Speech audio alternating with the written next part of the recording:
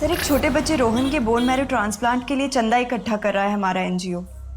हाँ सर, 100, 500, 1000 जितना आप देना चाहें। प्लीज़ सर, एक छोटे बच्चे की ज़िंदगी का सवाल है सर। आप डोनेशन करेंगे तो उसकी जान बच जाएगी। हेलो शरद शुक्ला सर ने आपको अंदर बुलाया।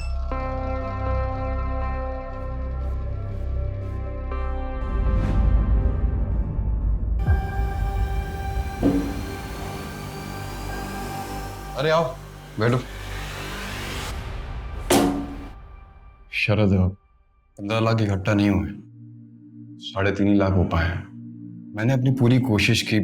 लोग डोनेशन के मामले में कतराते हैं। सॉरी मैथिली, मुझे लगता है तुम लोगों को किसी और से मदद लेनी चाहिए। ठीक है कटारिया साहब, जितना हुआ है उतना ही दे दीजिए, बाकी हम कहीं और से ट्राई करते हैं। शरद, मैं वो पैसे तुम्हें कैसे दे सकता हूँ? तो किसी दूसरे बच्चे की जान बचाने के काम आएंगे ना। किसी और बच्चे के मतलब? वो पैसा रोहन के लिए जमा हुआ है, आपको वो पैसा मुझे देना ही होगा। मेरी बात मैं समझ सकता हूँ तुम्हारी बेबसी को। ऐसी स्थिति में इंसान गुस्सा हो जाता है। मैं चाहूँ ना तो बाकी के सारे पैसे मैं गिफ्ट में दे सकता हूँ। उसके लिए मुझे तुमसे भी एक गिफ्ट चाहिए। इसको भेज दो ना मेरे पास 1 महीने के लिए। अरे अच्छा, 1 हफ्ते के लिए भेज देना। Calm down, calm down.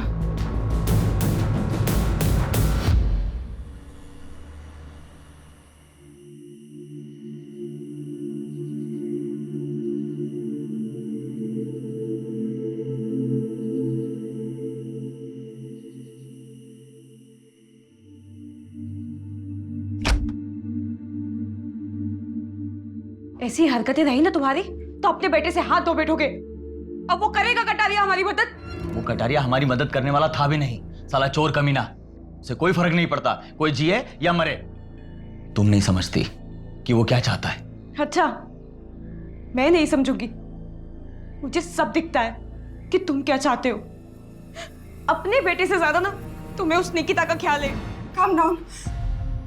Maithili, बकवास बंद करो, पहले ही मेरा दिमाग खराब है। और रोहन की किस्मत खराब है कि तुम जैसा बाप मिला। अगर रोहन को कुछ हो गया तो उसकी जिम्मेदार सिर्फ तुम होंगे।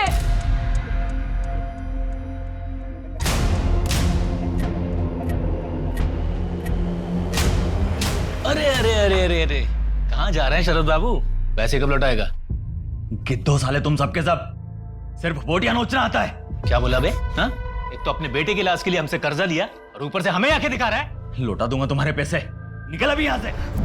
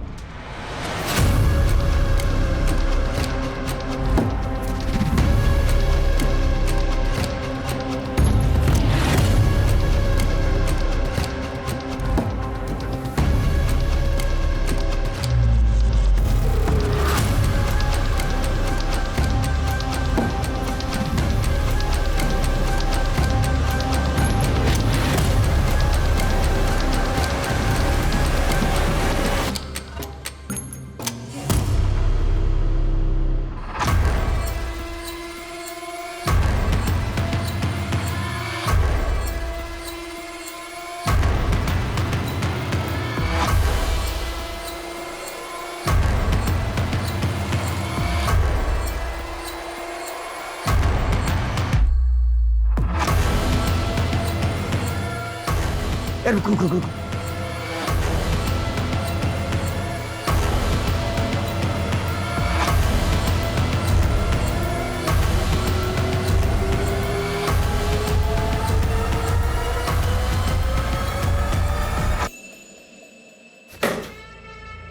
सारा पैसा ले गए। सर, पुलिस को फोन करूं क्या? यादव, इसमें हवाला का भी पैसा था।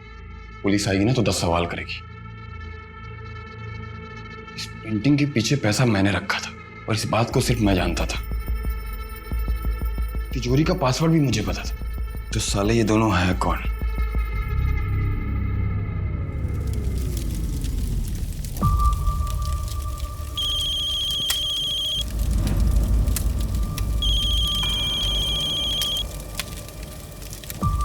हाँ बोल। अभी आ जाऊं? आ जा। ठीक है, आधे घंटे में गेहूं खेड़ा के पास मिलते हैं। अरे वाह, मेरा शेर पढ़ाई कर रहा है। दवाई खाई बेटा? पापा आप कहीं जा रहे हैं क्या? हाँ बेटा, एक जरूरी काम से जा रहा हूँ। पापा मैं कब ठीक होऊंगा? बहुत जल्दी बेटा। और ये सब जो कर रहा हूँ ये तुम्हारे लिए ही कर रहा हूँ। बस मैं यूं गया और यूं आया, फिर मैं और मेरा शेर साथ में मस्ती करेंगे। बाय। बाय।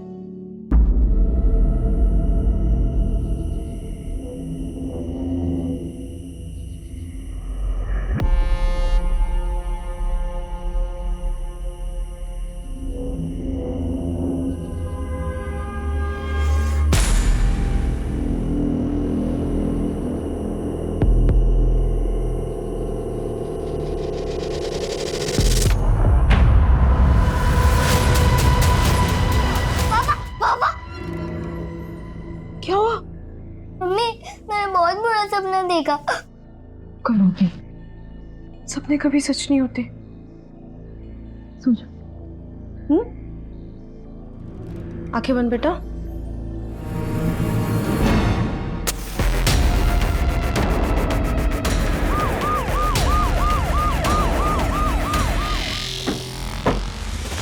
आइए सर, आइए। ये देखिए, बॉडी को बुरी तरीके से जला दिया गया है। हो सकता है इसका हो जेब से गिर गया हो। ये देखिए, इसमें इसका आधार कार्ड भी है। शरद शुक्ला। ये तो शरद का ही पर्स है। क्या हुआ इसके साथ? क्या हुआ? क्या हुआ?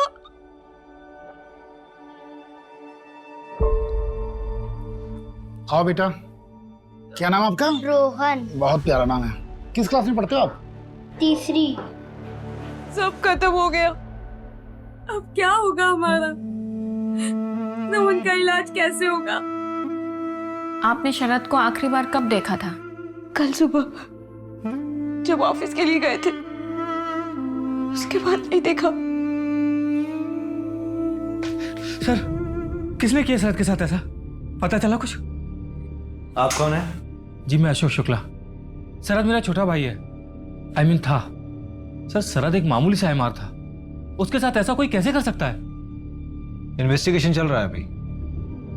मैथिली जी, क्या हम आपका घर देख सकते हैं? आइए, मैं दिखाता हूँ। आइए। अशोक, ये रोहन को क्या बीमारी है? कैंसर। और उसी के बोन मैरो ट्रांसप्लांट के लिए शरद पैसे इकट्ठे करने में लगा था, पर हो नहीं पा रहे थे। कितने पैसों की जरूरत है? 15 लाख रुपए। 15 लाख? तो इतना सारा पैसा जुटाने का क्या प्लान था आप लोगों का? एक एनजीओ है, एक भरोसा नाम का। सर, एक छोटे बच्चे रोहन के बोन मैरो ट्रांसप्लांट के लिए चंदा इकट्ठा कर रहा है हमारा एनजीओ। पर वहां पे बात नहीं बनी। अब कैसे बचाऊं मैं रोहन को, वो भी शरद के बिना? कल रात जब पापा बाहर गए थे, उन्होंने बोला था वो जल्दी वापस आएंगे। उसमें यूं गया और यूं आया, फिर मैं और मेरा शेर साथ में मस्ती करेंगे। वो अभी तक नहीं आए। अंकल, आप मेरे पापा को ढूंढ लोगे ना?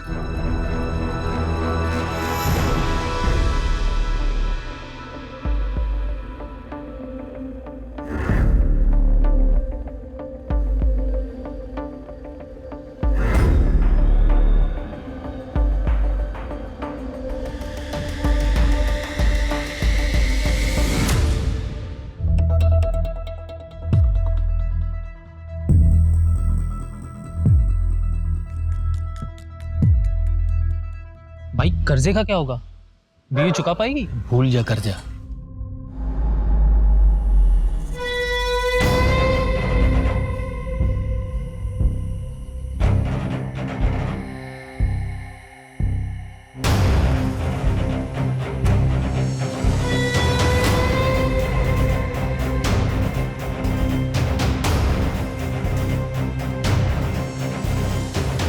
क्या हुआ? यहाँ क्यों बुलाया? पुलिस ने मेरे बारे में कुछ पूछा क्या? नहीं, पुलिस को कुछ नहीं मालूम है तुम्हारे बारे में। अच्छा यही होगा कि कुछ दिनों के लिए तुम ये शहर छोड़ के चले जाओ।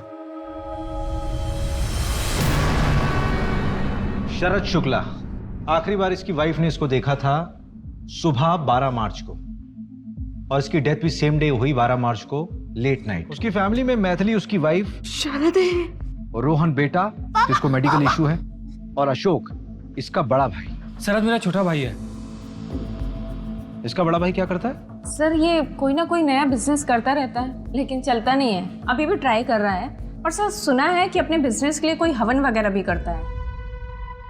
वैसे भी उसको देखकर लगा नहीं कि भाई के मरने का कोई दुख भी है उसको। एक तो ये मर्डर केस, ऊपर से एक चोरी का केस और आ गया।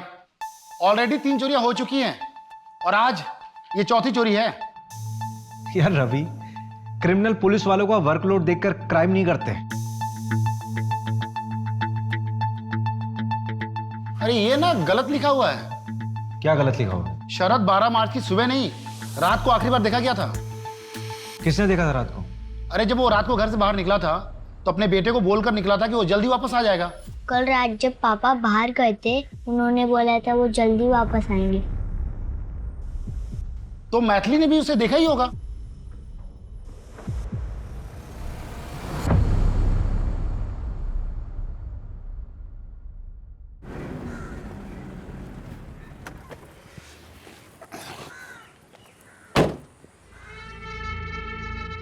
यादव, हाँ सर। वो देख सीसीटीवी, इसकी फुटेज निकलवा, कुछ ना कुछ मिलेगा। साहब वो बहुत खड़ूस आदमी है, देगा नहीं। 2 घंटे के अंदर मुझे इसकी पूरी फुटेज चाहिए, समझा तू? जी सर। जाना आप। सर जी फुटेज मिल गया। आ जाओ।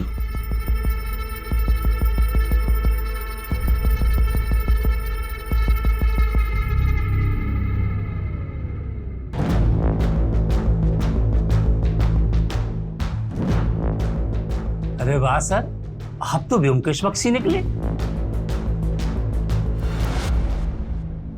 पोस्टमार्टम के मुताबिक शरद की मौत जलने से हुई, लेकिन उसके पहले उसे सर पे मारा भी गया। ताकि वो बेहोश हो जाए और उस बेहोशी की हालत में उसको जला दिया जाए। उसकी बॉडी में एक दवा के ट्रेसेस भी मिले हैं। कमल ने बताया कि इससे किसी को बेहोश भी किया जा सकता है। उस दवाई का इस्तेमाल डिप्रेशन के पेशेंट भी अक्सर किया करते हैं। शरद एमआर था, उसके बाद दवाइयों के सैंपल थे, और ये दवाई उसके घर पर भी मिली। रवि, हो सकता है कि घर के हालातों की वजह से वो डिप्रेशन में चला गया हो और उसने दवाई बिना प्रिस्क्रिप्शन के खुद ही ले ली हो। उसके ऑफिस वालों से बात करते हैं ना। सही कह रहे हो। मैथिली का क्या हुआ? कॉल रिकॉर्ड चेक किए हैं सर, लेकिन कुछ गड़बड़ तो नहीं लगी। लेकिन नजर रख रहे हैं सर, कहाँ जाती है, किससे मिलती है, देख रहे हैं।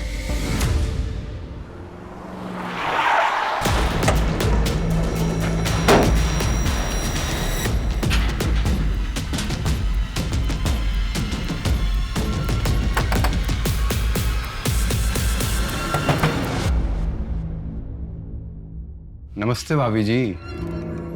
छोड़ो मुझे, छोड़ो, सीधी खड़ी रह। छोड़ो मुझे। ये क्या बदतमीजी है? अरे भाभी जी क्यों मेहनत करवा रही हैं यादों से? बता दीजिए पैसे कहाँ हैं? कौन से पैसों की बात कर रहे हो? मुझे नहीं पता, मैंने कहा ना। आपको पता था कि शरद सैंपल्स में से अपने लिए दवाइयां ले रहा था? काम तो उससे होता ही नहीं था। कोई भी डॉक्टर उससे मिलने के लिए टाइम देता ही नहीं था, और वैसे भी सारी दवाइयों के सैंपल्स उसी के पास पड़े रहते थे। लेता होगा, मुझे क्या पता उस बारे में। ऐसी दवाइयां लेने के बावजूद भी ऑफिस में वो मूर्खों जैसी हरकत करके गया है। Very good Yogesh. Thank you so much sir. Morning sir. Sir थोड़ा लेट हो गया, सॉरी सर। पूरे 50 मिनट लेट हो। सीखो कुछ योगेश से। 6 महीने पहले ही ज्वाइन किया है, एंड सी इज परफॉर्मेंस। कैसे हमारा सेल्स ग्रो कर रहा है। और तुम तो बस बहाने बनाने में पूरे हो। कभी माँ बीमार है, कभी बीबी बीमार है, कभी बच्चे को कैंसर है। ऐसे जब करोगे तुम। इसकी माँ भी बीमार है, लेकिन इसका ग्रोथ देखो। सर 47% ग्रोथ है। सर इसका ग्रोथ तो डाउन हो रहा है ना? Behave yourself. Get out from here. शरद, संभाल तेरी 2 कौड़ी की नौकरी नहीं चाहिए मुझे। और तुझे तो मैं देख लूंगा साले। उस दिन से योगेश कभी ऑफिस में आया ही नहीं। हमने उसे काफी बार फोन किया, लेकिन उसका फोन ही स्विच ऑफ बता रहा है। हो सकता है कि वो शरद के डर से नहीं आता ऑफिस में। योगेश का एड्रेस मिल सकता है हमें?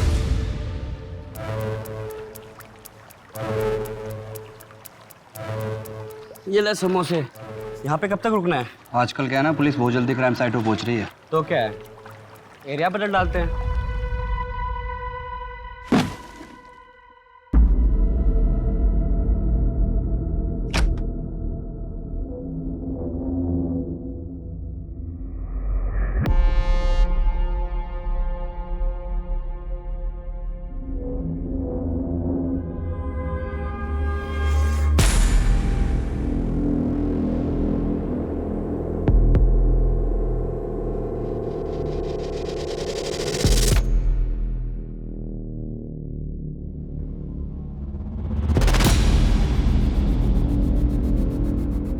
हाँ, आप अंदर कैसे है? पैसे कहाँ है मैथिली? पैसों के बारे में आपको कैसे पता? आप जाइए यहाँ से और वापस मत आइएगा। अकेली औरत हो और परिवार में भी मैं ही अकेला मर्द बचा हूं। हर चीज में मैं ही काम आऊंगा।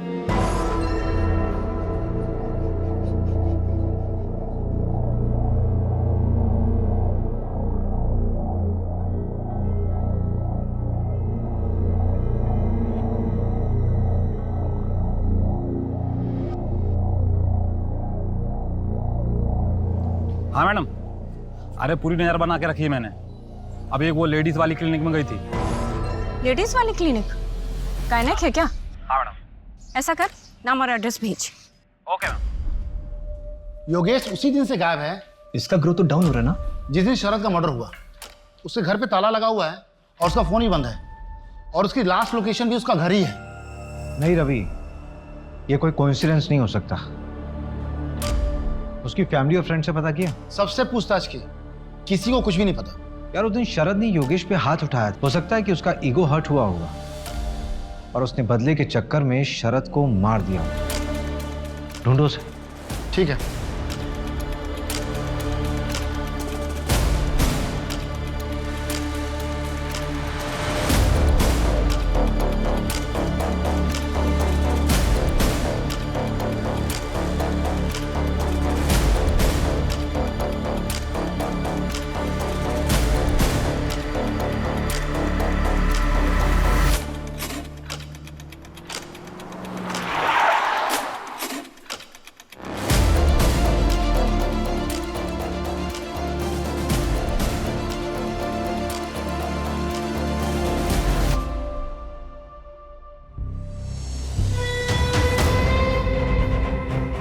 बता कहाँ है मेरा पैसा? पैसा? कौन सा पैसा? भाई साहब मैं सच कह रहा हूं, मैं और शरद वहां से अलग अलग निकल गए थे। आपको इसमें वही दिखेगा, आप देख लीजिए। और मेरा हिस्सा वो बाद में मिल के देने वाला था। देख, झूठ बोलेगा तो बचेगा नहीं, समझा? भाई साहब मैं झूठ नहीं बोल रहा।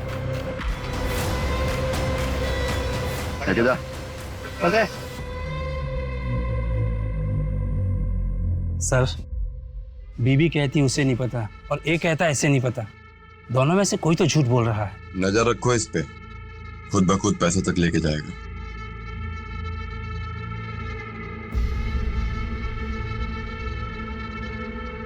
यादव। हाँ सर। ये निकिता आज भी नहीं आई क्या? साहब 4 दिन से नहीं आई, फोन भी नहीं लग रहा है। मैथिली, तुम प्रेग्नेंट थी, तुमने अबॉर्शन कराया, क्यों? मैम वो अब शरद नहीं रहे ना, तो मैं अकेले दूसरा बच्चा कैसे संभालती? झूठ मत बोलो मैथिली, तुम्हारी रिपोर्ट पढ़ी है मैंने। तुम्हारे साथ जबरदस्ती हुई थी ना, चोट के निशान थे तुम पर।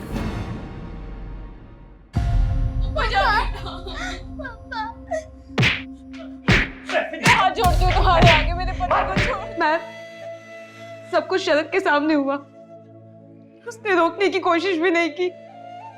इस बात को लेकर तुम्हारे मन में शरद के लिए गुस्सा है?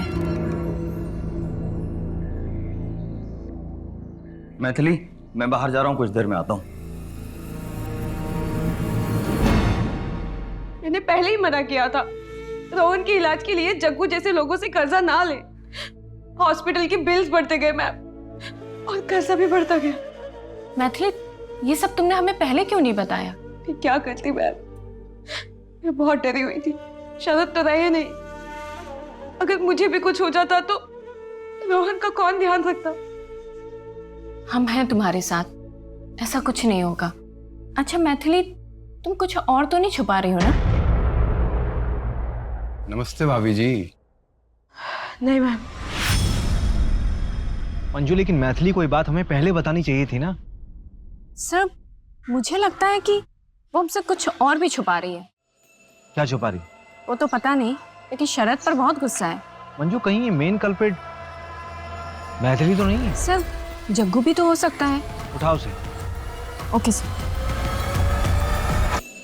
देखिए, मैंने किसी को जलाया वलाया नहीं है। कोई सबूत है आपके पास? अगर सबूत है तो प्रूव करके दिखाइए।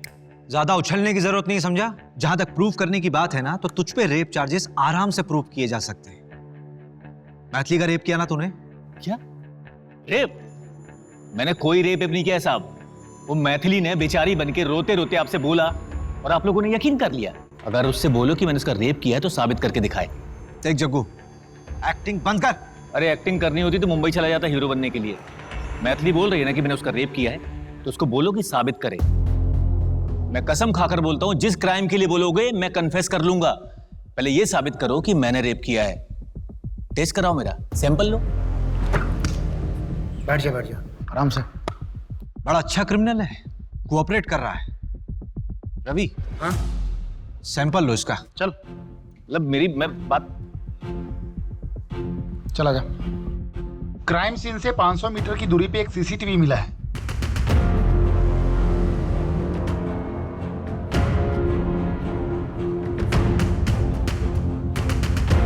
ये अरुण कटारिया है जो एनजीओ चलाता है। ये शरद के घर से निकलने के कुछ देर बाद का ही वीडियो है ना? हाँ, एक बात और, शरद ने घर से निकलने से पहले अपने बड़े भाई अशोक को कॉल किया था। ठीक है, 10 बजे मिलते हैं गेहूं खेड़ा के पास। ठीक है। पर जब मैंने अशोक से पूछा था कि शरद से कोई बातचीत हुई थी क्या, तो अशोक ने बोला कि नहीं, जबकि कॉल ड्यूरेशन 2 मिनट का था। अशोक और कटारिया दोनों को उठाओ। शरद का उस रात कॉल आया था, ये बात छुपाई क्यों? सर छुपाई नहीं, भूल गया था। तेरा भाई मरा था, उसका मर्डर हुआ था। उस मर्डर वाली रात तेरे भाई ने तुझे कॉल किया था और तू भूल गया। तुझे क्या लगता है कि हम कल पैदा हुए हैं? देख, तू मुंह खोलेगा या मैं अपने तरीके से खुलवाऊं? नहीं, मैं बताता हूँ सर। और मर्डर मैंने नहीं किया। उस रात शरद को मेरी हेल्प की जरूरत थी, उसके बाद कहीं से बहुत सारा पैसा आ गया था। भैया मेरे पास ना कुछ पैसे हैं रोहन के इलाज के लिए, आप 1-2 दिन अपने पास रख लीजिए और आप ये बोलकर मैथिली के सामने दे दीजिएगा कि आपने कहीं से इंतजाम किया है रोहन के इलाज के लिए। मैथिली आप पर शक नहीं करेगी। अरे तुम्हारे पास इतने पैसे आए कहाँ से? वो मैं अभी नहीं बता सकता। ठीक है, 10 बजे मिलते हैं गेहूं खेड़ा के पास। ठीक है सर। मैंने उसका वहां पर काफी देर इंतजार किया, पर वो वहां आई नहीं। और ये बात आप लोगों से इसलिए छुपाई कि आप लोग मुझ पर ही शक करते। देख, तूने बात छुपाई इसलिए शक करना तो बनता है। कहीं ऐसा तो नहीं कि शरद ने तुझे पैसे देने का आइडिया ही ड्रॉप कर दिया हो, इस वजह से तूने उसको मार दिया हो और पैसे चुरा लिए हो? तेरा बिजनेस तो वैसे ही ठप था ना, तो पैसों की जरूरत पड़ती, लालच आ गया होगा। नहीं सर, मैंने उसे नहीं मारा। पैसे कहाँ है मैथिली? तूने कुछ किया या नहीं किया ये तो हम पता कर लेंगे, लेकिन अगर कुछ किया होगा ना तो बचेगा नहीं। तो जिस वक्त तेरा फोन आया था उस वक्त का लोकेशन रतिबड़ की जंगल के आसपास था। क्या कर रहा था वहां? सर वहां पर जानवरों को दाना डालने के लिए गया था, मेरा बिजनेस अच्छा चले इसके लिए।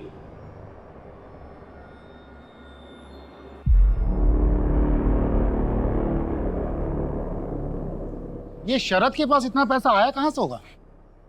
यार रवि, मुझे लगता है उसने कोई ना कोई कांड तो किया होगा और शायद इसी वजह से उसका मर्डर भी हो। कटारिया कहाँ है? अरे बड़ा एटीट्यूड दिखा रहा है, कह रहा है कोई ढंग का सबूत है तभी थाने बुलाओ, वरना ऑफिस आके बात करो। अच्छा चलो फिर।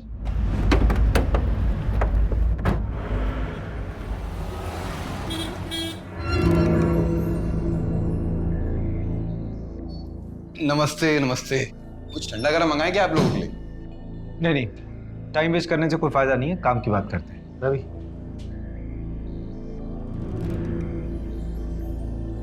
अच्छा दिख रहा हूं ना मैं?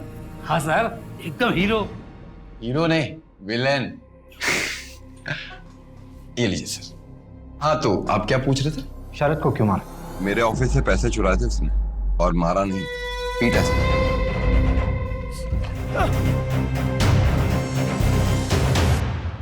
जिंदा जला दूंगा ऐसा कहा था सर। शायद उस दिन माता बैठी थी जबान पे, मैंने तो बोला जला किसी और ने दिया। अरे सर, जब वो अगले दिन मेरे पास पैसे लेकर आने वाला था तो मैं उसे क्यों मारूंगा? इस फुटेज में साफ दिख रहा है तुम शरद के पीछे गए थे। अरे वहां मेरी गाड़ी खड़ी थी ना सर, इसलिए जाना पड़ा। अरे मैंने तो उसे छोड़ दिया, दया दिखाई, मारा नहीं उसे। तो तुम्हारे ऑफिस में जो चोरी हुई थी उसकी रिपोर्ट क्यों नहीं लिखवाई तुमने पुलिस में? वो क्या है ना सर कि पुलिस वालों पे मैं विश्वास नहीं करता, मैं अपने काम खुद कर लेता हूँ। आपको एक चीज दिखा, ये देखिए।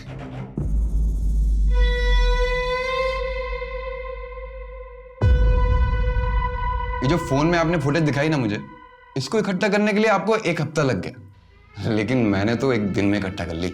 अब बताइए, आपकी इन्वेस्टिगेशन में दम है या मेरी? वो दूसरा चोर कौन है? इन्वेस्टिगेशन चल रही है, पता चल जाएगा।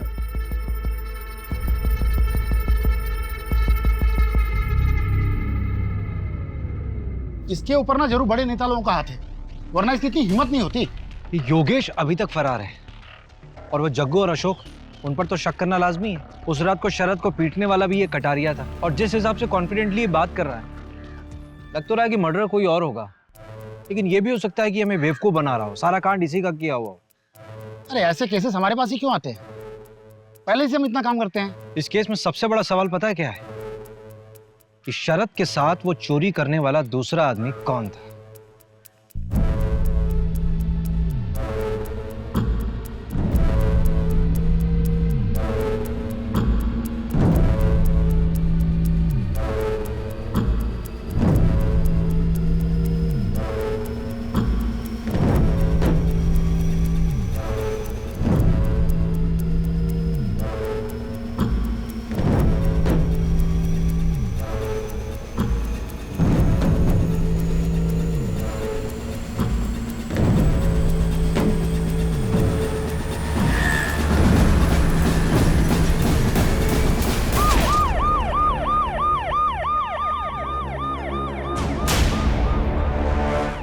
एक्सीडेंट लग रहा है, ड्रिंक एंड ड्राइव होगा।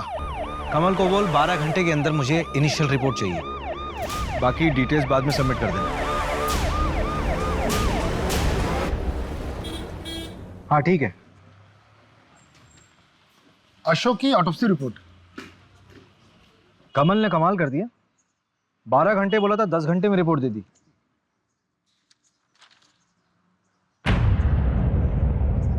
ये तो मर्डर शो कर रहा है। इस रिपोर्ट के मुताबिक एक्सीडेंट के बाद किसी भारी ऑब्जेक्ट से उसका सर कुचला गया था। इसका मतलब ये एक्सीडेंट वाली स्टोरी हमें भटकाने के लिए दिखाई गई। कहीं ये कटारिया के पैसे इसके पास तो नहीं थे?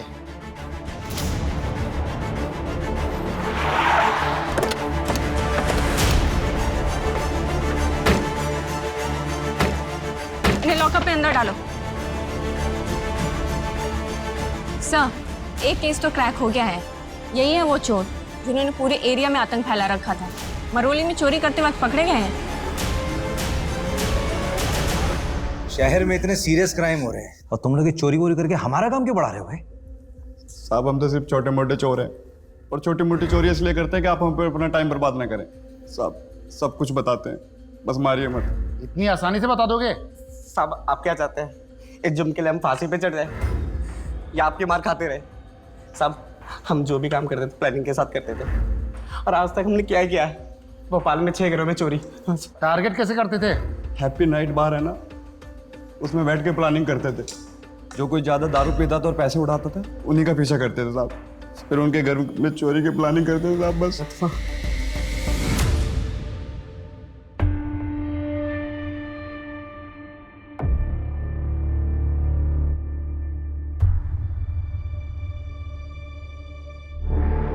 सर। हाँ बोलो। सर, मुझे पुलिस प्रोटेक्शन चाहिए। Police protection? जी सर। क्यों, कौन हो तुम? एक सेकंड, तुम वही हो ना शरद के साथ जो चोरी कर रहे थे कटारिया के वहां?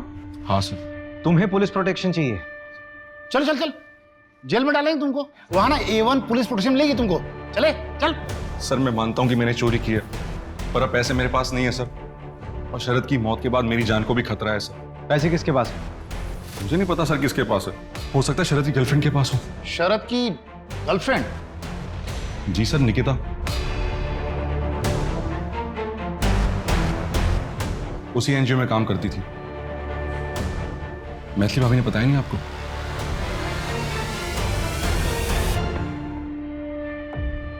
मम्मी हम कहाँ जा रहे हैं? हम जबलपुर जा रहे तुम्हारी मौसी के यहाँ। अशोक अंकल भी आएंगे क्या हमारे साथ? नहीं, अब वो कभी नहीं आएंगे। बेटा, हम ये शहर छोड़ के जा रहे हैं। तुम्हारी मौसी के यहीं पे तुम्हारा इलाज होगा, ठीक है? तुम यहीं रुको, मैं अभी आती हूँ।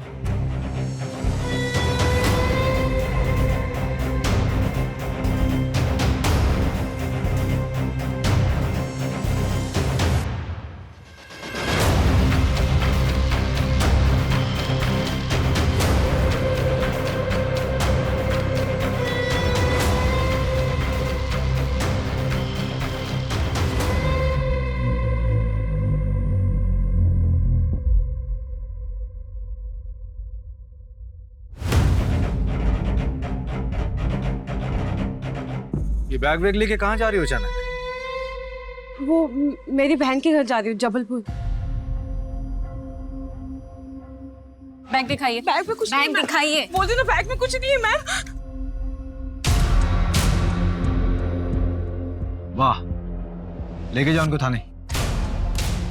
मैं बताती हूँ ना आपको सब। बैग यहीं पे। नीचे। मैं जो बताती बताना है थाने चलकर बताइए। मेरा बेटा अकेला है। चलिए थाने। मेरे बेटा। मम्मी मम्मी मम्मी मत जाओ मम्मी। मम्मी बेटा रोहन, चलो मेरे साथ चलो। कुछ दिनों से मेरा शक और पक्का हो गया था कि निकिता और शरद मिलते हैं। उस रात जब शरद घर से निकला तो मुझे लगा कि वो निकिता को मिलने जा रहा है। मैंने उसका पीछा किया। उसके पास वो बैग था। शरद को समझ आ गया था कि उसका कोई पीछा कर रहा है। अचानक से डर गया वो, और उसने वो बैग वहीं कहीं छुपा दिया। ये मैंने देख लिया था। मैंने बैग खोलकर देखा तो मुझे नहीं पता कि वो इतने सारे पैसे कहाँ से लाया। अगर वो रोहन के लिए लाया होता तो मुझे पता था। मुझे लगा कि अब वो हमें छोड़कर निकिता के साथ अपनी नई जिंदगी की शुरुआत करेगा। मैं वो बैग लेके वहां से निकल गई और घर पे आके कहीं छुपा दिया। मेरा तो ये प्लान था कि मैं शरद को बिना बताए ये सारा पैसा हॉस्पिटल में जमा कर दूं। लेकिन अगले दिन आपने शरद की मौत की खबर सुना दी। तो पैसे इतने दिन छुपा कर क्यों रखे थे? हॉस्पिटल में जमा क्यों नहीं कराया? शरद की मौत के बाद मुझे मुकेश से ये बात पता चली कि उसने ये पैसे सारे कहाँ से चुराए थे, और ऊपर से वो कटारिया रोज घर पे आके धमकी देता था। मुझे मेरे पैसे किसी भी हालत में चाहिए। अगर मैं ऐसी सिचुएशन में ये पैसे हॉस्पिटल में जमा करती तो सबको पता चल जाता। मैंने बस सही वक्त का इंतजार किया, और फिर अशोक भाई साहब के मर्डर के बाद मैंने सोचा कि अब यहाँ पे रहना ठीक नहीं है, इसलिए मैं ये शहर छोड़ के जबलपुर जा रही थी। क्या बात! जिस दिन शरद पैसे देने के लिए निकला उस दिन तुमने उसे फॉलो किया। उसी दिन वो निकिता के साथ भागने वाला था। उसी दिन कटारिया ने उसको पीटा और उसी दिन उसका मर्डर हो गया। What a coincidence! इस क्राइम सीन लिखने वाले को तो अवार्ड मिलना चाहिए। सर 2 दिन लॉकअप में रहेगी ना तो खुद ब खुद सच बोलेगी। नहीं नहीं, रहने दो मंजू, वो रोहन अकेला रह जाएगा। एक काम करो, उस पर सिर्फ नजर रखो। इस शहर छोड़कर फिर बाहर नहीं जानी चाहिए। योगेश के बारे में अपडेट मिला है। एक छोटे से होटल में योगेश के आईडी पर चेक इन हुआ है। बस 2 ही दिन रुका था, कल ही चेकआउट किया। रूम नंबर कौन सा था? 201। उसके बाद किसी ने चेक इन किया उस रूम में? नहीं सर।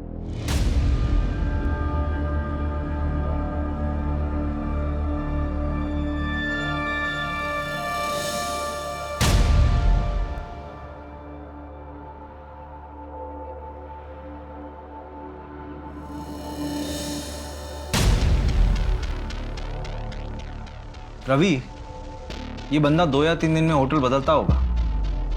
बहुत स्मार्ट बंदा है।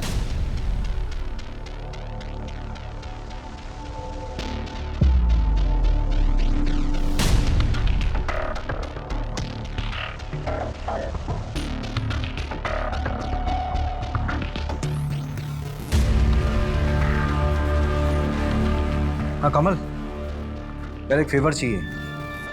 रवि, हाँ इस तरह के सारे होटल्स को चेक करो। हो सकता है किसी ऐसी होटल में रुका हो। और शहर के जितने भी एग्जिट पॉइंट है, चाहे वो बस स्टॉप हो, टोल नाका हो, स्टेशन हो या फिर एयरपोर्ट हो, मुझे सबके सीसीटीवी फुटेज चाहिए। यार ये बंदा अगर शहर के बाहर निकल गया होगा फिर तो उसको ट्रैक करना होगा। ठीक है। हाँ मंजू बोलो। सर, कटारिया की डिटेल्स निकाले तो पता चला कि इनकम टैक्स डिपार्टमेंट की इन्वेस्टिगेशन चल रही है उसके ऊपर। कटारिया के फ्रॉड्स, बड़े लोगों की मनी लॉन्ड्रिंग, सबके डिटेल्स है इसमें। उठाओ साले को, बहुत हेकड़ी दिखा रहा था ना, निकालते हैं इसकी हेकड़ी।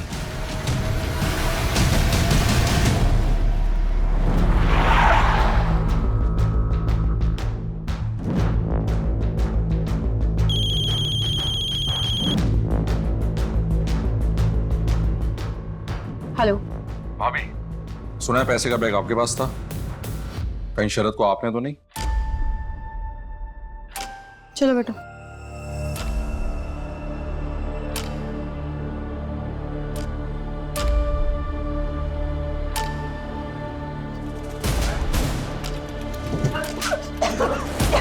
निकिता, ठीक हो तुम? बैठो यहाँ पर। निकिता, लंबी सांस लो, आराम से। पानी पियोगी? फोर्स और इन्फॉर्मेंस सभी लगे हुए हैं। एक एक होटल की चेकिंग चल रही है। वो शहर से बाहर गया हुआ है, ऐसी कोई जानकारी भी नहीं है। हाँ कमल बोल। हाँ बिट्टू बोल।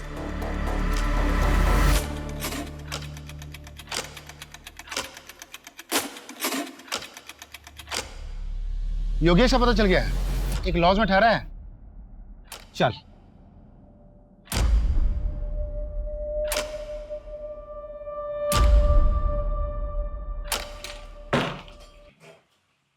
शरद शुक्ला,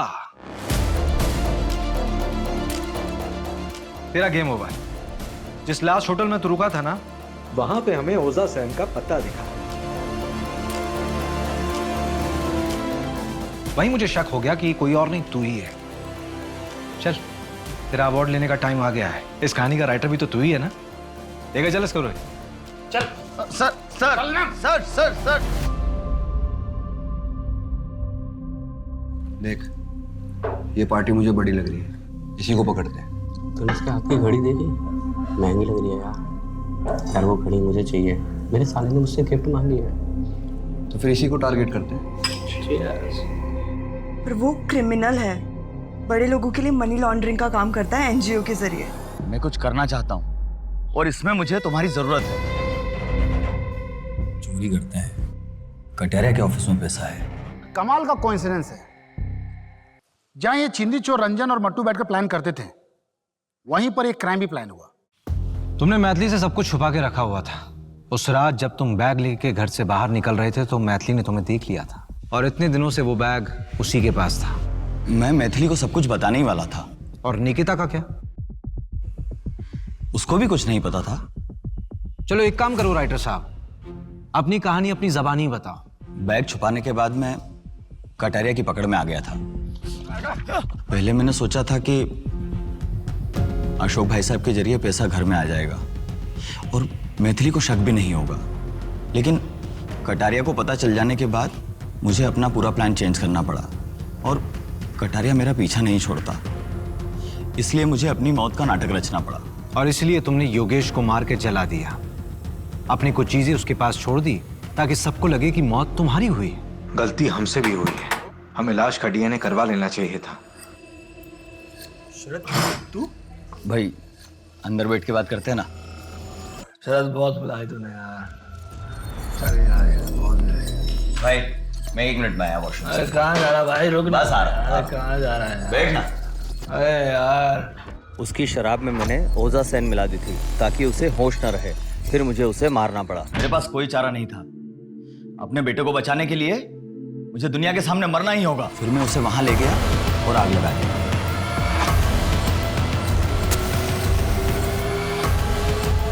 बाद में मैंने सोचा कि पैसों का बैग निकालकर मैं मैथिली को दे दूंगा, लेकिन जब मैं वहां पहुंचा तो पैसों का बैग वहां नहीं था। मुझे लगा कोई और उसे चुरा ले गया है। उस रात मैंने अशोक भाई साहब को फोन पर यह बात बताई थी, तो मेरा शक गया कि शायद पैसा उन्होंने चुराया है। और इसीलिए तुमने अपने सगे भाई को भी नहीं छोड़ा, मार दिया उसे। मैंने चोरी की और मुझे लगा कि इससे रोहन की जान बच जाएगी और मैं जेल भी नहीं जाऊंगा, और फिर कभी न कभी हम एक परिवार की तरह फिर से मिलकर रहेंगे किसी और शहर में। मैं तुम्हारी मजबूरी समझ सकता हूँ शरद। एक बच्चे की जान बचाने के लिए, खासकर अपने बच्चे की जान बचाने के लिए इंसान किसी भी हद तक जा सकता है, पर जुर्म तो जुर्म है। योगेश भी किसी का बेटा था और अशोक तो तुम्हारा भाई था, तुम्हारा सगा भाई।